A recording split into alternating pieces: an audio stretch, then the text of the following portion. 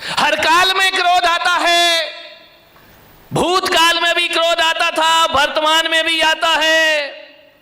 और ज्ञान गंगा महोत्सव को यदि अच्छे से आत्मसात कर लिया तो भूत और भविष्य की तो मैं गारंटी नहीं ले सकता हूं, भूत और वर्तमान की गारंटी नहीं ली जा सकती है, लेकिन इन सूत्रों को जी लिया तो ध्यान रखना, भविष्य में क्रोध पर काबू किया जा सकता है, क्रोध को रोका जा सकता है। क्रोध बहुत बड़ी समस्या है। महिलाओं को आता है, नहीं आता है? बोलो, बड़े गर्व से कहो हमको क्रोध आता है। महिलाओं को भी, और आदमियों को तो जय हो पंचम काल की, 24 घंटे क्रोध आता है। ध्यान रखिए, जीवन एक रंग भूमि है, जीवन एक उत्सव है, जीवन एक महोत्सव है। आपसे निवेदन है, रंगभूमि को रणभूमि मत बनाइए, जीवन में रंग भरने का प्रयास करिए। मन शांत नहीं है आदमी का। आज इतना क्रोध है, इतना क्रोध है, घरों में क्रोध हो तो हो, समाज में क्रोध है, परिवार में क्रोध है, मंदिरों में भी कम क्रोध नहीं है। ध्यान रखना, क्रोध सब जगह अपने जाल फैला रहा है। मैं आज, जहां तक लोग ये सोचते थे कि छोटा परिवार सुखी परिवार, लेकिन आज मैं देख रहा हूं कि छोटा परिवार दुखी परिवार। पहले बड़ा परिवार था, संयुक्त परिवार था, आज छोटे परिवार हैं, लड़ाइयां ज्यादा होती हैं, पति पत्नी में झगड़े हो जाते हैं, आए दिन तलाक का वातावरण निर्मित हो जाता है। अब झगड़े किससे? आदमी का स्वभाव लड़ना झगड़ना है। जब संयुक्त परिवार थे तो आदमी लड़ता था, झगड़ता था, एक दूसरे से बातचीत हो जाती थी। जहां 4 बर्तन होते थे वहां खटपट तो कौन बोला होती थी और होएगी। मुझे मालूम है मेरे प्रवचन से तुम कोई भी सुधरने वाले नहीं हो, मैं कितना भी बोलूं तुम्हें तो वही करना है जो करना है, लेकिन फिर भी मैं कहता हूं इस हजारों की जन्मेदिनी में यदि 1-2 परिवार में ही परिवर्तन आ गया तो मेरा बोलना और सार्थक सफल हो जाए। 1-2 लोग ही सुधर गए तो बहुत है। क्लासरूम में बैठा हुआ हर बच्चा 100 में से 100 नहीं लाता है। 2-4 बच्चे होते हैं जिन्हें 100 में से 100 अंक प्राप्त हुआ करते हैं, और जिन्हें प्राप्त हो जाते हैं शिक्षक का बोलना और पढ़ाना और सिखाना सार्थक हो जाए। कोई भी किताब आप उठा करके पढ़ लीजिए, कोई भी अखबार आप उठा करके पढ़ लीजिए, पूरी किताब पढ़ने जैसी किसी भी लेखक की नहीं हुआ करती है। लेकिन एक बात ध्यान है, यदि 100 रुपए 200 रुपए की किताब में यदि 2 पेज ही अच्छे पढ़ लिए गए, 2 पृष्ठ ही बहुत अच्छे हुए, तो वह 2 पेज पूरी किताब की कीमत चुका दिया करते हैं। इतना ध्यान रखिए। बस 2 पेज अच्छी बातें पूरे प्रवचन में घंटे भर में 1-2 बातें अच्छी हुआ करती हैं, बाकी तो बातों की बारात हुआ करती है। ध्यान, 1-2 बात ही जीवन को बदल दे तो मेरा बोलना और तुम्हारा सुनना सफल हो जाता है। हर जगह क्रोध है, आज क्रोध ज्यादा है। परिवार छोटे हैं, क्रोध बढ़ रहे हैं। पहले क्रोध होता था 10, 15, 20 लोग, 50 लोग एक घर में रहा करते थे, और जब एक घर में रहते थे तो एक को क्रोध आता था, दूसरा संभाल लिया करता था, एक पे गुस्सा निकलता था, दूसरा उसे शांत कर दिया करता था। यदि बुजुर्गों ने किसी को डांट दिया तो मम्मी उसे पुचकार लिया करती थी, मम्मी ने डांट दिया तो चाची पुचकार लिया करती थी, चाची ने डांट दिया बुआ उसे सीने से लगा लिया करती थी। मत रो, चलता है, कोई बात नहीं है। क्रोध बट जाता था।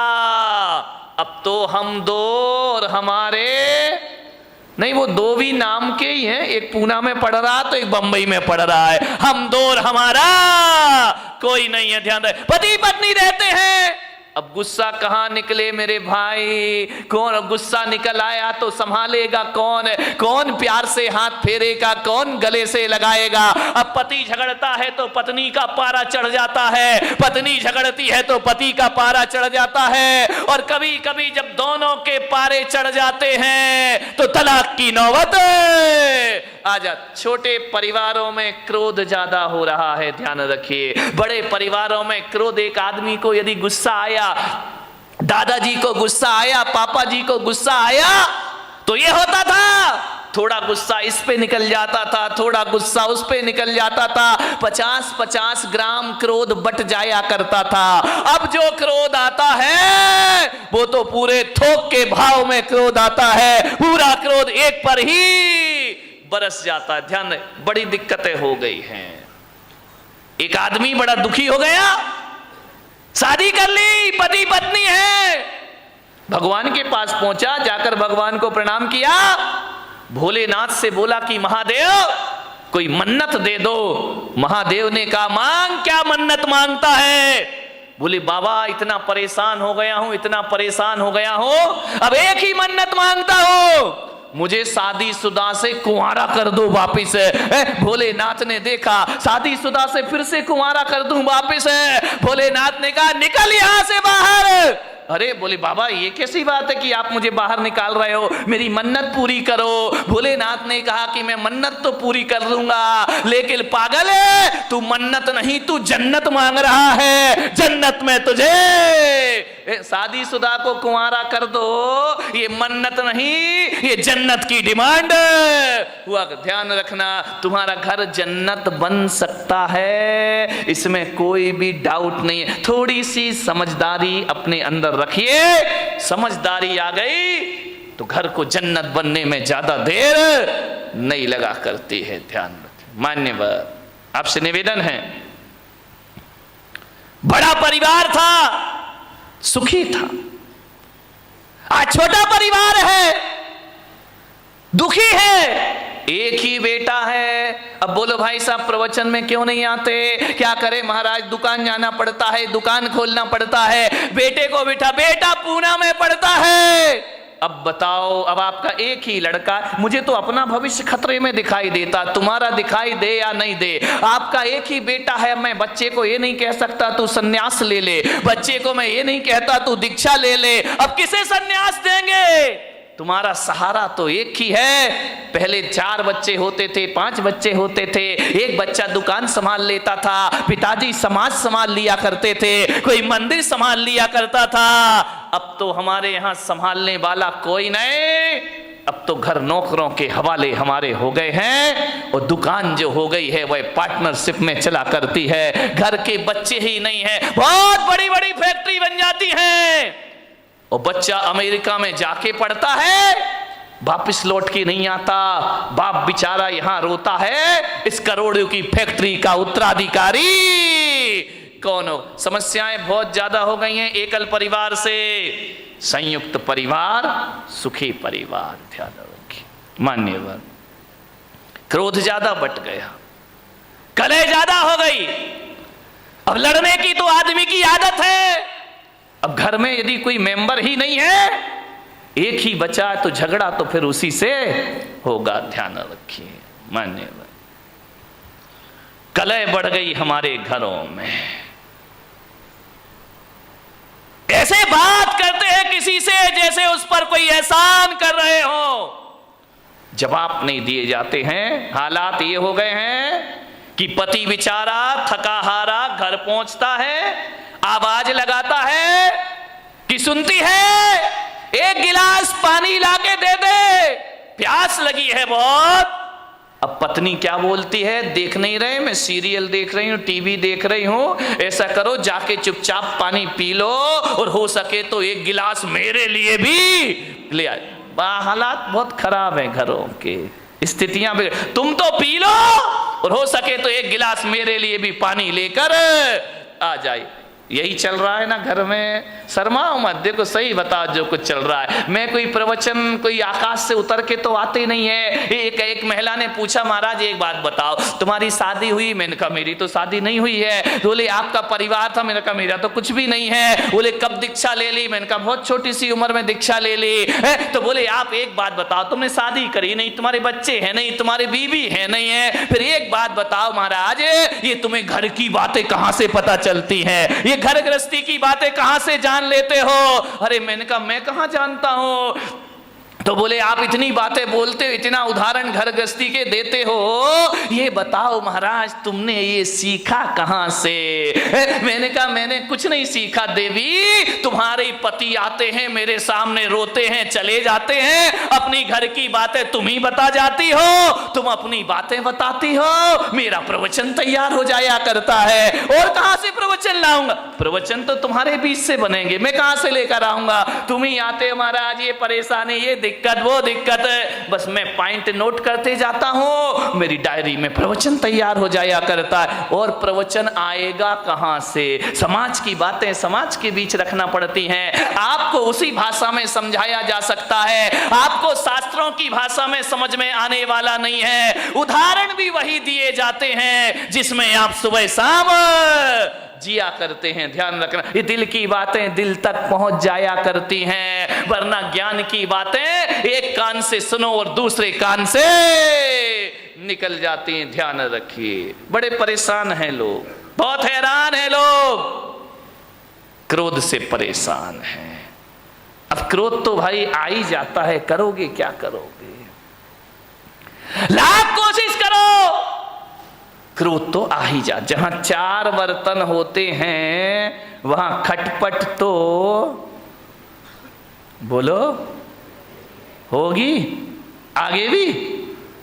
तो मेरा गला क्यों फड़वा रहे मेरे भाई? ध्यान रखिए, अरे चार बर्तन है वहां खटपट तो, अरे लड़ाई कहां नहीं होती है।